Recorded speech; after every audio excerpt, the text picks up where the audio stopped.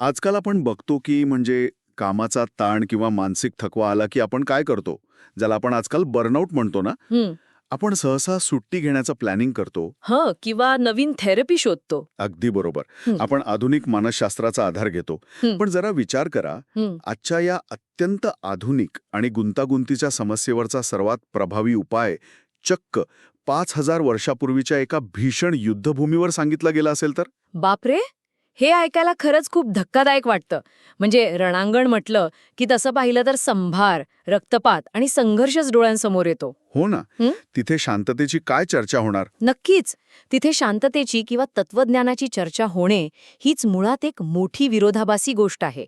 पण खरं तर गंमत अशी आहे, की जेव्हा सगळीकडे गोंधळ असतो ना, तेव्हाच खरी स्पष्टता मिळवण्याची गरज असते आणि तिथेच या सगळ्यातून बाहेर पडण्याचा मार्ग दडलेला असतो. अगदी खरं आहे. आणि म्हणूनच आजच्या या सखोल चर्चेमध्ये आपण एका वेगळ्याच प्रवासाला निघणार आहोत. आपल्याकडे जे विविध संशोधन निबंध, व्यवस्थापन क्षेत्रातील लेख आणि तत्वज्ञानाचे संदर्भ आहेत, त्या आधारे आपण आज भगवद्गीतेकडे केवळ एक पारंपरिक धार्मिक ग्रंथ म्हणून पाहणार नाही आहोत. म्हणजे आपण एक वेगळा दृष्टिकोन घेणार आहोत. हो, आज आपण याकडे आधुनिक मानसशास्त्र, तणाव व्यवस्थापन आणि लीडरशिप म्हणजेच नेतृत्व कौशल्य शिकवणारा एक मॅनेजमेंट मॅन्युअल म्हणून पाहणार आहोत. आणि बघा ना, आजच्या अभ्यासातून एक अतिशय रंजक गोष्ट सुरुवातीलाच समोर येते. महाभारत या महाकाव्याची व्याप्ती प्रचंड आहे, पण त्यात एक आकड्यांचा विशिष्ट आकृतिबंध दिसतो. अच्छा, तो 18चा आकडा ना? हो, कुरुक्षेत्राचं युद्ध 18 दिवस चालले. गीतेचे अध्याय 18 आहेत आणि दोन्हीकडच्या सैन्याच्या तुकड्याही 18 होत्या. या आकड्यांच्या पलीकडे जाऊन जेव्हा आपण विचार करतो तेव्हा लक्षात येतं की हा केवळ ऐतिहासिक योगायोग नाहीये. हे एक अतिशय सूचक प्रतीक आहे. म्हणजे जर आपण याचा मोठ्या चित्राशी संबंध जोडला तर कुरुक्षेत्रावरील हा संवाद केवळ दोन व्यक्तींमधला राहत नाही. म्हणजे तो दोन सैन्यांमधला संवादही राहत नाही. बरोबर. अगदी बरोबर. तो मानवी अस्तित्वाच्या म्हणजे माणसाच्या आत सुरू असलेल्या अखंड संघर्षाचे प्रतीक बनतो. आणि हा आतला संघर्ष किती तीव्र असतो हे समजून घेण्यासाठी ऐतिहासिक पार्श्वभूमीतील एक अतिशय सुंदर तपशील मला आपल्या संदर्भांमधून सापडला. तो म्हणजे युद्धाच्या सुरुवातीला शंख वाजवण्याची घटना. हो, तो प्रसंग खूपच महत्वाचा आहे. कौरवांनी जेव्हा युद्धाची घोषणा केली तेव्हा त्यांनी वेगवेगळी वाद्य वाजवली. त्यात एक प्रकारचा विस्कळीतपणा होता, एक गोंधळ होता. पण दुसरीकडे पांडवांनी अतिशय एकजुटीने एकाच लयीत आपापले शंख वाजवले आणि त्या एका सुराने कौरवांच्या छातीत धडकी भरवली. हा केवळ आवाज नव्हता होना. तो नक्कीच केवळ आवाज नव्हता. ती एक प्रकारची मानसिक आघाडी होती. म्हणजे युद्ध सुरू होण्यापूर्वीच मनोवैज्ञानिक स्तरावर मिळवलेला तो विजय. एकीकडे गोंधळलेलं मन आहे आणि दुसरीकडे एकदम एकाग्र झालेलं मन आहे. आणि म्हणूनच महात्मा गांधी, स्वामी विवेकानंद आणि एकनाथ ईश्वरन यांसारख्या अभ्यासकांनी हे स्पष्टपणे मांडलंय की हे कुरुक्षेत्र म्हणजे दुसरं तिसरं काही नसून मानवी मनाचं रूपक आहे. हो, कारण हे युद्ध बाहेर कुठेही नाहीये. ते माणसाच्या आत, त्याच्याच मनात रोज नव्याने लढलं जात आहे. रोज सकाळी उठल्यापासून ते रात्री झोपेपर्यंत आपल्या आतल्या चांगल्या आणि वाईट प्रवृत्तींमधला तो लढा आहे. हे अगदी रोजच्या आयुष्याला लागू पडणार आहे. आणि या मनाच्या कुरुक्षेत्राला समजून घेण्यासाठी कठोपनिषद आणि गीतेमध्ये रथाचं जे रूपक दिलं ना, ते मला खूप भावलं. मला वाटतं आपण ते थोडं उलगडून सांगावं, कारण ते आजच्या काळाशी खूप जोडलेलं वाटतं. नक्कीच. रथाचं रूपक हे मानवी मानसशास्त्राचा गाभा समजून घेण्यासाठी एक उत्तम साधन आहे. म्हणजे कल्पना करा की एक रथ आहे. तो रथ म्हणजे आपलं हे भौतिक शरीर आहे. ह्या रथाला जे घोडे जोडलेले आहेत ती आपली 5 इंद्रिये आहेत. म्हणजे डोळे, कान, नाक हे सगळं. हो, जी सतत बाह्य जगाकडे वेगवेगळ्या प्रलोभनांकडे धावत असतात. आता ह्या घोड्यांना जो लगाम लावला आहे ते आपलं मन आहे. रथात बसलेला जो रथी किंवा प्रवासी आहे तो अर्जुन म्हणजेच स्वतः आत्मा आहे. अच्छा. आणि सर्वात महत्वाचं म्हणजे तो रथ चालवणारा जो सारथी आहे तो कृष्ण आहे, जो प्रबुद्ध बुद्धीचे किंवा एका उच्च जाणीवेचं प्रतीक आहे. बापरे.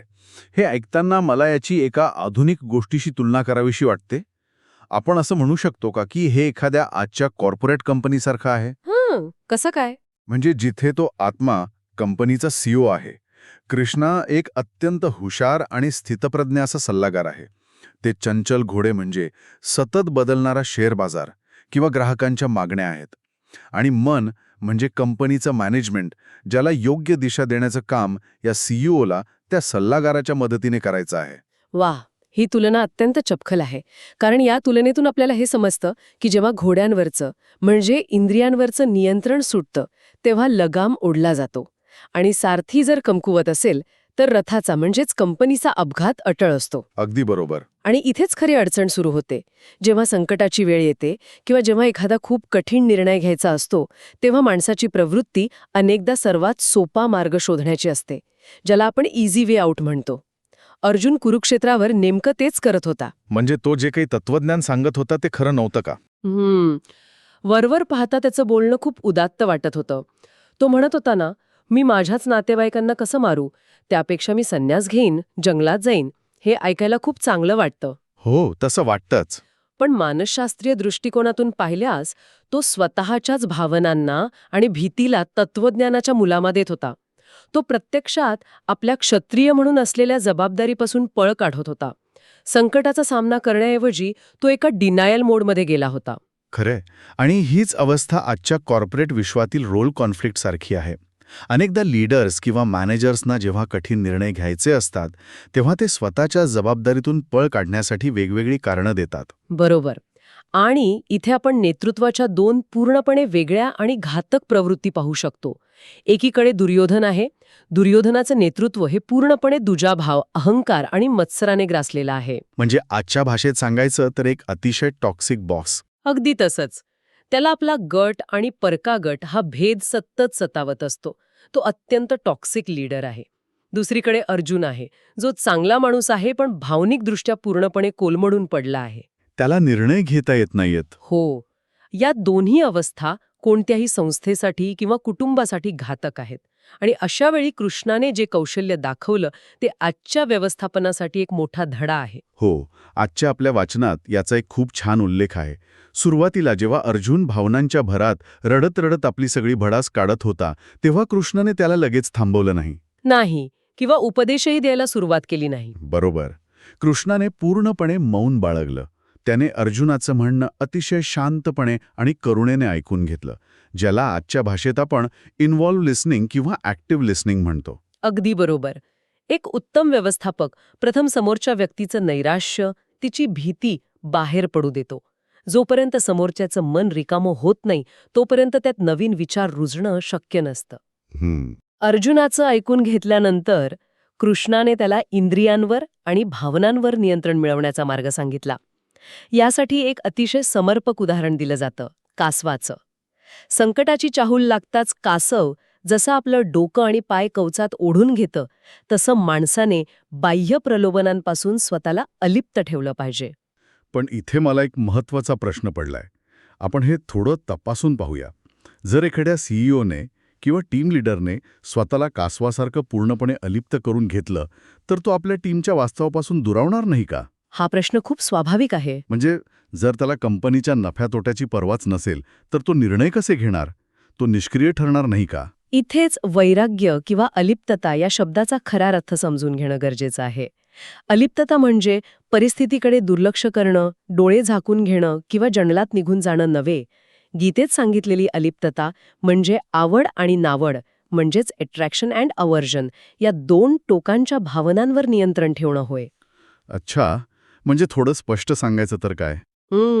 समजा एखाद्या कंपनीत आर्थिक मंदीमुळे बजेट कपातीचा किंवा काही लोकांना कामावरून काढण्याचा अतिशय कठोर निर्णय घ्यायचा आहे. जर लीडर भावनेच्या आहारी गेला, हे माझे आवडते लोक आहेत असा विचार करू लागला तर तो योग्य निर्णय घेऊ शकणार नाही. हो, आणि कदाचित संपूर्ण कंपनी बुडेल. नक्कीच. आणि दुसरीकडे जर त्याने रागाने किंवा द्वेषाने निर्णय घेतला तरीही नुकसानच होईल. अलिप्तता म्हणजे वास्तवाची पूर्ण जाणीव ठेवून पण स्वतःच्या भावनांना बाजूला सारून जे संस्थेसाठी योग्य आहे तो निर्णय तटस्थपणे घेणे. हे ऐकायला खूप सोपं वाटतं, पण प्रत्यक्षात आणणं खूप अवघड आहे. मानवी मन या अवस्थेपर्यंत कसं पोचू शकतं? खरं तर हा एकाराथीत होणारा बदल नाहीये. हा मानवी व्यक्तिमत्वाचा एक प्रवास आहे. हा प्रवास तामसिक ते राजसिक आणि तिथून सात्विक अवस्थेकडे जातो. तामसिक अवस्था म्हणजे काय? तामसिक अवस्था म्हणजे जिथे आळस, अज्ञान आणि गोंधळ असतो. उदाहरणादाखल सांगायचं तर असा एखादा कर्मचारी जो कामात सतत चुका करतो, ईमेल्सकडे दुर्लक्ष करतो आणि जबाबदारी टाळतो. बरं. आणि राजसिक अवस्था? तिथून माणूस राजसिक अवस्थेकडे जातो, जिथे अहंकार, स्वार्थ आणि तीव्र महत्वाकांक्षा असते. हा तो कर्मचारी असतो जो दिवसाचे 14 तास काम करतो, पण फक्त स्वतःच्या प्रमोशनसाठी. तो इतरांना मागे खेचून पुढे जाण्याचा प्रयत्न करतो. म्हणजे यात ऊर्जा असते पण ती स्वकेंद्रित असते. अगदी बरोबर. पण अंतिम ध्येय हे सात्विक अवस्थेपर्यंत पोचण्याचं असतं. सात्विक अवस्थेत शांती असते, ज्ञान असतं आणि निर्णयांमध्ये स्पष्टता असते.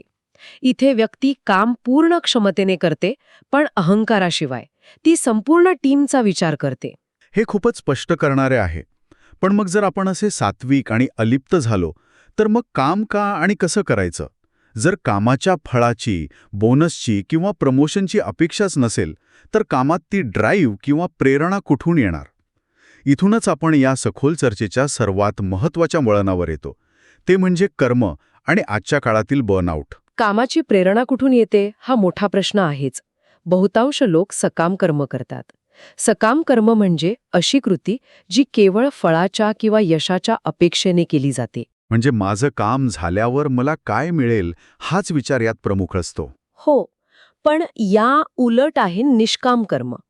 निष्काम कर्म म्हणजे तुम्ही तुमचं काम पूर्ण कौशल्याने, 100% क्षमतेने करता, पण त्याच्या परिणामाबद्दल किंवा फळाबद्दल मनात कोणतीही आसक्ती ठेवत नाही. आजच्या संदर्भांमध्ये कर्माचे 3 प्रकार अतिशय विस्ताराने सांगितले आहेत: संचित कर्म, प्रारब्ध कर्म आणि आगामी कर्म. अनेकदा आपण हे शब्द फक्त ऐकलेले असतात, पण यांचा प्रत्यक्ष जीवनाशी काय संबंध आहे? यांचा संबंध थेट आपल्या रोजच्या वागण्याशी आहे. संचित कर्म म्हणजे आपला भूतकाळ. तुम्ही आत्तापर्यंत जे जे प्रोजेक्ट्स केले आहेत, जे निर्णय घेतले आहेत, त्याचं जे गाठोडं तयार झालं आहे, ते तुमचं संचित कर्म. अच्छा, म्हणजे आत्तापर्यंतचा साठा. हो. आणि प्रारब्ध कर्म म्हणजे त्या भूतकाळातील कर्माचा जो भाग तुम्ही आज भोगत आहात. समजा तुम्ही भूतकाळात एखाद्या चुकीच्या धोरणावर स्वाक्षरी केली होती आणि आज त्यामुळे कंपनीत अडचण निर्माण झाली आहे, तर ती अडचण म्हणजे प्रारब्ध कर्म. तुम्ही ते टाळू शकत नाही. तुम्हाला त्याला सामोरे जावे लागते. आणि आगामी कर्म? आगामी कर्म म्हणजे भविष्यात निर्माण होणारं कर्म. आज या क्षणी त्या अडचणीला तुम्ही कसं सामोरे जाता, तुम्ही रडत बसता की शांतपणे मार्ग काढता, यावर तुमचं आगामी कर्म ठरतं. म्हणजेच आजची तुमची कृती तुमचं भविष्य घडवते. बापरे, हे तत्वज्ञान माणसाला भूतकाळाच्या ओझ्यातून आणि भविष्याच्या चिंतेतून मुक्त करतं आणि वर्तमानात काम करायला शिकवतं. अगदी खरं आहे. आणि म्हणूनच या तत्वज्ञानाचा प्रभाव फक्त भारतातच राहिला नाही. रॅल्फ वॉल्डो एमार्सन आणि हेनरी डेव्हिड थॉरो यांसारख्या मोठ्या पाश्चात्य विचारवंतांनीही याचा सखोल अभ्यास केला. इमार्सनच्या लेखनात तर या विचारांचा थेट प्रभाव दिसतो. नक्कीच. आणि आजच्या आधुनिक मानसशास्त्रात या निष्काम कर्माचा वापर कसा होतो हे पाहणं सर्वात महत्त्वाचं आहे. आज आपण अशा बर्नआउट संस्कृतीत जगतो आहोत जिथे सतत यशाचा, टार्गेटचा आणि डेडलाईनचा ताण असतो. तिथे सायकोलॉजिकल रेझिलियन्स म्हणजेच मानसिक लवचिकता अत्यंत आवश्यक आहे. हो, त्याशिवाय तर आजकाल निभावच लागत नाही. मला हे अगदी एखाद्या ऑलिम्पिक तिरंदाजासारखं वाटतं. तुम्ही मला सांगा, ही तुलना योग्य आहे का? सांगा ना. जर त्या तिरंदाजाचं लक्ष फक्त त्या गोल्ड मेडलवर असेल, तो सतत जिंकण्याचाच आणि जग काय म्हणेल याचा विचार करत असेल, तर त्याच्या हृदयाचे ठोके वाढतील, त्याच्या हातावरचं नियंत्रण सुटेल आणि त्याचा निशाणा हमखास चुकेल. हो, आणि त्यामुळे तिची पूर्ण मेहनत वाया जाईल. बरोबर. पण जर त्याने गोल्ड मेडलचा विचार मेंदूतून पूर्णपणे बाजूला काढला आणि फक्त आपलं कौशल्य, हवेची दिशा, धनुष्याची दोरी ताणण्याची पद्धत आणि आपली लय म्हणजे या प्रक्रियेवर लक्ष केंद्रित केले, तर पदक त्याला आपोआप मिळेल. म्हणजेच आउटकमऐवजी प्रोसेसवर लक्ष केंद्रित करणं. वाव, ही तुलना नसती योग्य नाही, तर ती निष्काम कर्माचं अचूक सार आहे.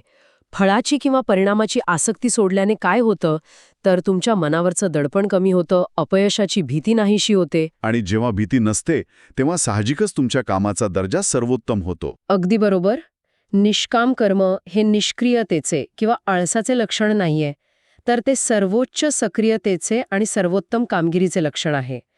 कामामध्ये स्वतःला पूर्णपणे झोकून देणं, पण तरीही त्या कामाच्या यशापयशापासून मानसिकदृष्ट्या अलिप्त राहणं, हाच आजच्या बर्नआउटवरचा खरा उपाय आहे. खरंच ही खूप विचार करायला लावणार आहे. म्हणजे आपण स्वतःच्या मनावर विजय मिळवण्याची पद्धत समजून घेतली, पण आपले संदर्भ याच्याही पुढे जातात. ते फक्त स्वतःपुरते मर्यादित न राहता व्यक्ती आणि निसर्ग यांच्यातील परस्पर संबंधांकडे वळतात. हं, निसर्गाचा मुद्दा खूप महत्वाचा आहे यात. आणि इथे यज्ञ ही संकल्पना येते. आतापर्यंत मला वाटायचं की यज्ञ म्हणजे फक्त अग्नीत आहुती देणं असाच माझा समज होता. अनेकांचा तोच समज असतो, पण यज्ञ ही संकल्पना एका विधीपुरती मर्यादित नाहीये. ती एक अत्यंत व्यापक संकल्पना आहे. आजच्या भाषेत सांगायचं तर ती एक सर्क्युलर इकॉनॉमी किंवा सहकार्य करण्याची प्रवृत्ती आहे. हा निसर्ग आणि मानव यांच्यातील परस्परावलंबनाचा एक अलिखित करार आहे.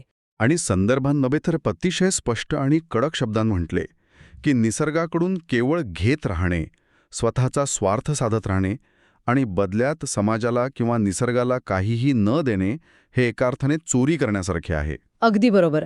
आणि इथे शौचम या तत्वाचाही उल्लेख येतो.